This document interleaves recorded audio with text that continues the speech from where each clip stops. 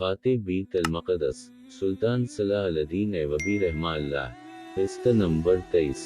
बहुत देर बहस और तकरार के बाद मैग्ना मारिवस अपने एक साथी और मौबी के साथ अपनी पार्टी से रुखसत हुआ। सब ने इन्हें दुआओं के साथ अलविदा कहा। इन्होंने दो ऊँट लिए, एक पर मौबी सवार हुई और दूसरे पर दोनों मर्द। उनके पास मसर के सके थे और सोने की अशरफियाँ भी। दोनों मर्दों ने चुक्के ओढ़ लिए थे। मैग्ना मारिवस की दाढ़ी खासी लंबी हो गई थी। कैद खाने में धूप में मशक्कत कर करके इसका रंग इटली के बाशिंदों की तरह गोरा नहीं रहा था, सियाही माइल हो गया था। इससे इस पर यह शक नहीं किया जा सकता था कि वो यूरोपी है। भेष बदलने के लिए इन्हें कपड़े देकर भेजा गया था, मगर एक रुकावट थी जिसका बज़ाहिर कोई इलाज नहीं था। वो ये कि मैग्ना मारिवस इटली की ज़बान के सिवा और कोई ज़बान नहीं जानता था। मौबी मसर की ज़बान बोल सकती थी। दूसरा जो आदमी इनके साथ गया था, वो भी मसर की ज़बान नहीं जानता था। इन्हें इसका कोई इलाज करना था। वो रात को ही चल पड़े। मौबी रास्ते से वाकिफ हो चुकी थी। वो काहिरे से ही आई थी। मैग्ना मारिवस ने इस पर भी एक चौका डाल दिया और इसके सर पर दोपट्टे की तरह चादर ओढ़ दी। सबा की रोशनी में सुल्तान ऐवबी के उन सवारों का दस्ता जो उनके ताक़ुब में गया था, घोड़ों के खड़े देखकर रवाना हो गया। ये बहुत से घोड़ों के निशान थे, जो छप ही नहीं सकते थे। सबा से पहले सुलीबियों के पार्टी लड़कियों को साथ लेकर चल पड़ी। उनकी रफ्तार खासी तेज थी। इनके ताक़ुब में जाने वालों का सफ़र रुक गया, क्योंकि रात के वक्त वो ज़मीन को देख नहीं सकते थे, मगर सुलीबियों ने सफ़र जारी रखा। वो आधी रात के वक्त पड़ाव करना चाहते थे। वो बहुत जल्दी में थे। सबा के धनद में सलीबी जो आधी रात के वक्त रुके थे, चल पड़े। उनके ताक़ुब में जाने वालों की पार्टी सबा की रोशनी में रवाना हुई। मैग्ना मारिवस ने अक्लमंदी की थी कि वो ऊँटों पर गया था। भूख और प्यास की परवाह नहीं करता, रुके बगैर घोड़े की निस्बत बहुत ज़्यादा सफ़र कर लेता है। इससे मैग्ना मारिवस का सफ़र तेज़ी से तय हो रहा था। सूरज गुरूब होने में अभी बहुत देर थी, जब इन्हें लाशें नजर आईं। अली बन सफ़ेन के नायब ने बिलियान की लाश पहचान ली। उसका चेहरा सलामत था। उसके करीब इसके 6 दोस्तों की लाशें पड़ी थीं। गधों और दरिंदों ने ज़्यादातर गोश्त खा लिया था। सवार हैरान थे कि ये क्या मामला है। खून बताता था कि इन्हें मरे हुए ज़्यादा दिन नहीं गुजरे। अगर ये बगावत की रात मरे होते तो खून का निशान तक ना होता और उनकी सिर्फ हड्डियां रह जातीं। ये एक मुअम्मा था जिसे कोई ना समझ सका। वहां से फिर घोड़ों के निशान चले। सवारों ने घोड़े दौड़ा दिए। न सिर्फ मैल तक गए तो ऊँटों के पाँव के निशान भी नजर आए। वो बढ़ते ही चले गए। सूरज गुरूब हुआ तो भी नहीं रुके, क्योंकि अब मिट्टी के ऊंचे नीचे टीलों का इलाका शुरू हो गया था, जिसमें एक रास्ता बल खाता हुआ गुजरता था। इसके अलावा वहां से गुजरने का और कोई रास्ता नहीं था। सलीबी उसी रास्ते से गुजरे थे और बहिरा रूम की तरफे चले जा रहे थे। टीलों का इलाका दूर तक फैला हुआ था। वहां से ताक़ुब करने वाले निकले तो रुक गए, क्योंकि आगे रेतला मैदान आ गया था। सबा के वक्त चले तो किसी ने कहा कि समंदर की हवा आने लगी है। समंदर दूर नहीं था, मगर सलीबी अभी तक नजर नहीं आए थे। रास्ते में एक जगह खाने के बचे खचे टुकड़ों से पता चला कि रात यहाँ कुछ लोग रुके थे। घोड़े भी यहाँ बांधे गए थे। फिर ये घोड़े वहां से चले।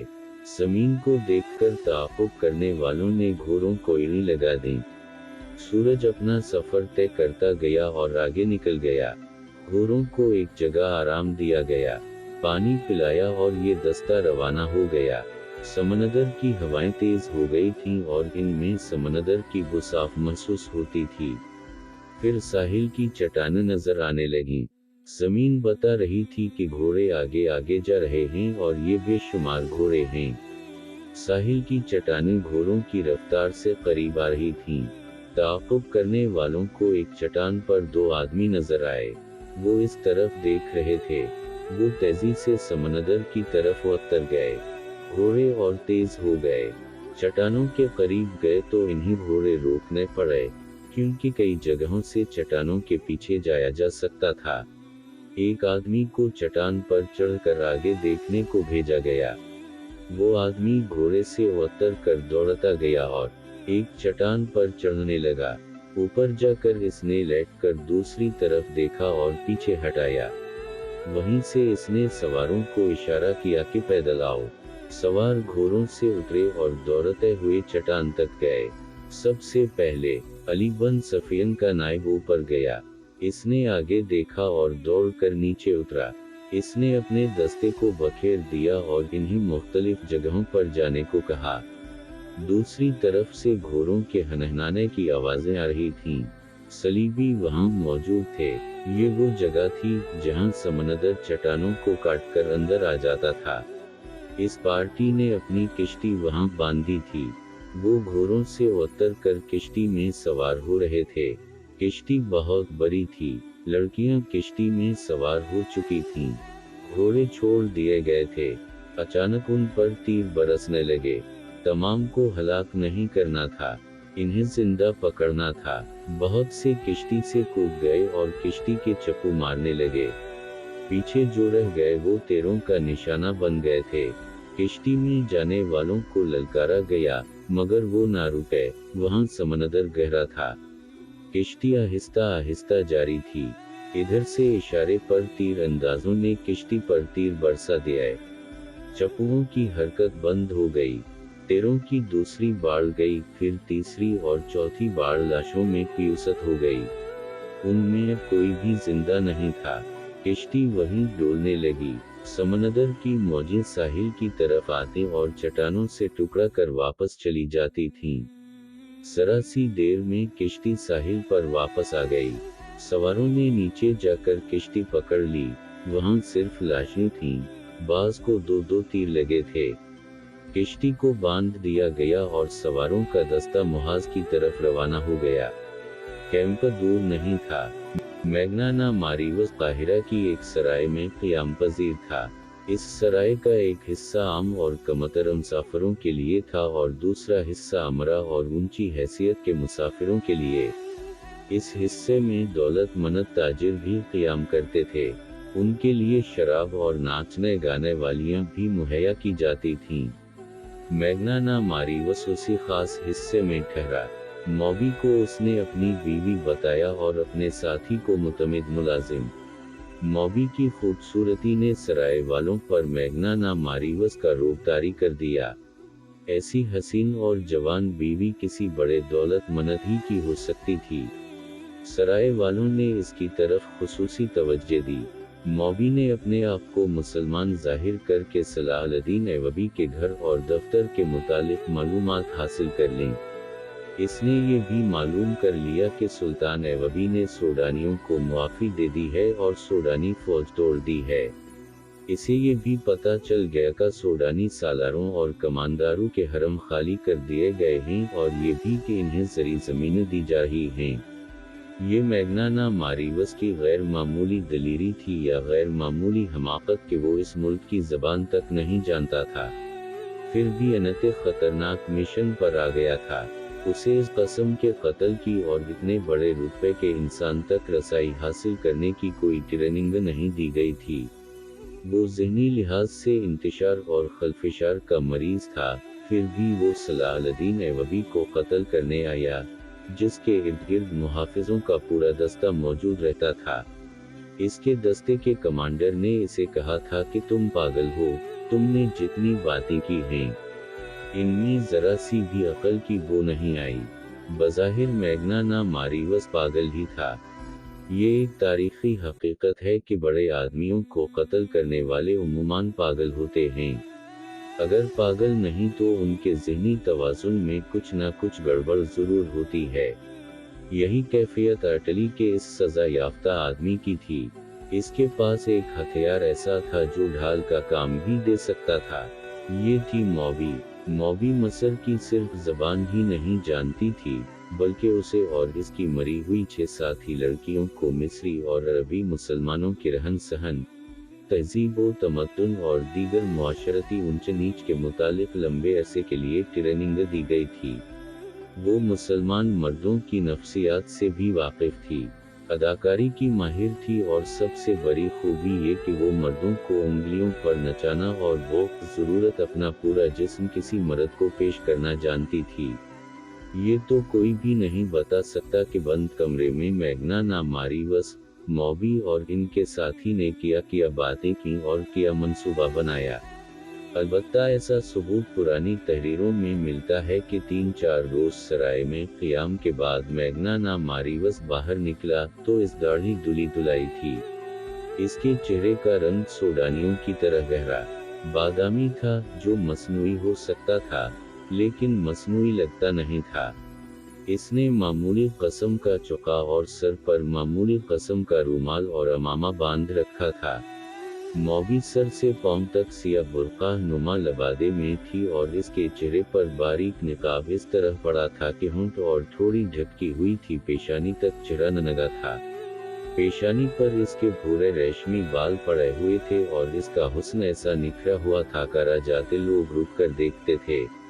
इनका साथी मामूली से लिबास में था, जिससे पता चलता था कि नौकर है।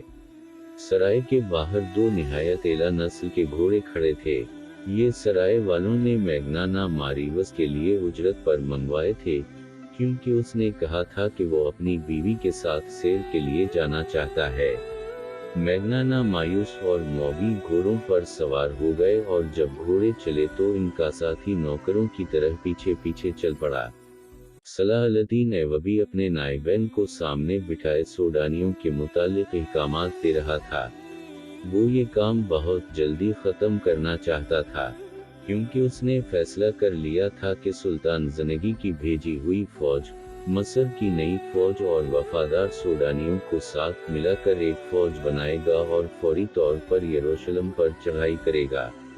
बहिरा रूम की शिकस्त के बाद, जबकि सुल्तान ज़नगी ने फ़रेंकों को भी शिकस्त दे दी थी, एक लंबे अरसे तक सुलीबियों के संभलने का कोई इम्कान नहीं था। इनके संभलने से पहले ही सुल्तान ऐवबी इनसे यरूशलेम छीन लेने का मंसूबा बना चुका था। इससे पहले वो सोडानियों को ज़मीनों पर आबाद कर देना चाहता था, ताकि खेती बाड़ी में उलझ जाएं और इनकी बगावत का इम्कान न रहे। नई फौज की तंजीम 9 और 1000 सोडानियों को ज़मीनों पर आबाद करने का काम आसान नहीं था। इन दोनों कामों में खतरा ये था कि सुल्तान ऐवबी की फौज और अपनी इंतज़ामिया में ऐसे एला अफसर मौजूद थे जो उसे मसर की इमारत के सराबरा की हैसियत से नहीं देख सकते थे। सोडानियों की फौज को तोड़कर भी सुल्तान ऐवबी ने अपने खिलाफ खतरा पैदा कर लिया था। इस फौज के चनदायक एला हुक्काम जिंदा थे। इन्होंने सुल्तान ऐवबी की अतात कबूल कर ली थी, मगर अली बन सफीन की इंटेलिजेंस बता रही थी कि बगावत की राख में भी कुछ चनगारियां मौजूद हैं। इंटेलिजेंस की रिपोर्ट ये भी थी कि इन बागी सरबराहों की अपनी शिकस्त का इतना अफसोस नहीं, जितना सुलीबियों की शिकस्त का गम है, क्योंकि वो बगावत दब जाने की बाद भी सुलीबियों से मदद लेना चाहते थे और मसर की इंतज़ामिया और फौज के 2-3 एला हुक्काम को सोडानियों की शिकस्त का अफसोस था, क्योंकि वो आस लगाए बैठे थे कि सलाहुद्दीन ऐवबी मारा जाएगा या भाग जाएगा। ये कदार बेईमानों का टोला था, लेकिन सुल्तान ऐवबी का ईमान मजबूत था। इसने मुखालिफिन से वाकिफ होते हुए भी उनके खिलाफ कोई कार्रवाई न की। उनके साथ नरमी और खुलूस से पेश आता रहा। किसी महफिल में उसने इनके खिलाफ कोई बात ना की और जब कभी इसने मातहतों से और फौज से खिताब किया तो ऐसे अल्फाज कभी ना कहे कि मैं अपने मुखालिफिन को मज़ा चखा दूंगा। कभी धमकी आमेज या तंजिया अल्फाज इस्तेमाल नहीं किए। अलबत्ता ऐसे अल्फाज अक्सर इसके मिना से निकलते थे। अगर किसी साथी को ईमान बेचता देखो तो उसे रोको। इसे याद दिलाओ कि वो मुसलमान है और इसके साथ मुसलमानों जैसा सलूक करो ताकि वो दुश्मन के असर से आज़ाद हो जाए। लेकिन दर पर्दा मुखालिफिन की सरगर्मियों से बाखबर रहता था। अली बन सफीन का महकमा बहुत ही ज़्यादा मसरूफ़ हो गया था। सुल्तान ऐवबी को ज़ीर ज़मीन सियासत की इत्तलाएं बाकायदगी से दी जा रही थीं। अब इस महकमे की जिम्मेदारी और ज़्यादा बढ़ गई थी। मुहाफ़िज़ों और शतरबानों के कत्ल की इत्तला भी काहिरा आ चुकी थी। इससे पहले जासूसों का गिरोह जिसमें लड़कियां भी थीं, मुहाफ़िज़ों से नामालूम अफराद ने आज़ाद करा लिया था। इन दो वाक़यात ने ये साबित कर दिया था कि मुल्क में सलीबी जासूस और छापा मार मौजूद हैं, और ये भी ज़ाहिर होता था कि इन्हें यहाँ के बाशिंदों की पशत पनाही और पनाह हासिल है। अभी ये इत्तला नहीं पहुंची थी कि छापा मारों और लड़कियों को इस वक्त ख़त्म कर दिया गया है, जब वो किश्ती में सवार हो रहे थे। छापा मारों की सरगर्मी को रोकने के लिए फौज के 2 दस्ते सारे इलाके में गश्त के लिए गुज़श्ता शाम रवाना कर दिए गए और अनटीली जिन्स के निज़ाम को और ज़्यादा वसी कर दिया गया था। सुल्तान सलाह-अल-दीन कदरे परेशान भी था। वो किया अज़्म लेकर मसर में आया था और अब सल्तनत इस्लामिया के इस्तेहकाम और वुसअत के लिए इसने किया मंसूबे बनाए थे, मगर उसके खिलाफ ज़मीन के ऊपर से भी और ज़मीन के नीचे से भी ऐसा तूफ़ान उठा था कि इसके मंसूबे लरज़ने लगे थे। उसे परेशानी ये थी कि मुसलमान की तलवार मुसलमान की गर्दन पर लटक रही थी। ईमान नीलाम होने लगा था। सल्तनत इस्लामिया की खिलाफत भी साजिशों के जाल में उलझकर साजिशों का हिस्सा और अलाकार बन गई थी। सन और ज़र ने अरब सरज़मीन को हिला डाला था। सुल्तान ऐवबी इससे भी बेखबर नहीं था कि इसे कत्ल करने की साजिशें हो रही हैं, लेकिन इस पर वो कभी परेशान नहीं हुआ था। कहा करता था कि मेरी जान अल्लाह के हाथ में है, इसकी ज़ात बारी को जब ज़मीन पर मेरा वजूद बेकार लगेगा तो मुझे उठा लेगा। लिहाजा इसने अपने तौर पर अपनी हिफाजत की कभी फ़िक्र नहीं की थी। ये तो उसकी फौजी इंतज़ामिया का बंदोबस्त था कि इसके गर्द मुहाफ़िज़ों के दस्ते और अनटीली जिन्स के आदमी मौजूद रहते थे, और अली बन सफ़ीन तो इस मामले में बहुत चौकस था। एक तो ये उसकी ड्यूटी थी, दूसरे ये कि वो सुल्तान ऐवबी को अपना खलीफा ज़रूर समझता था।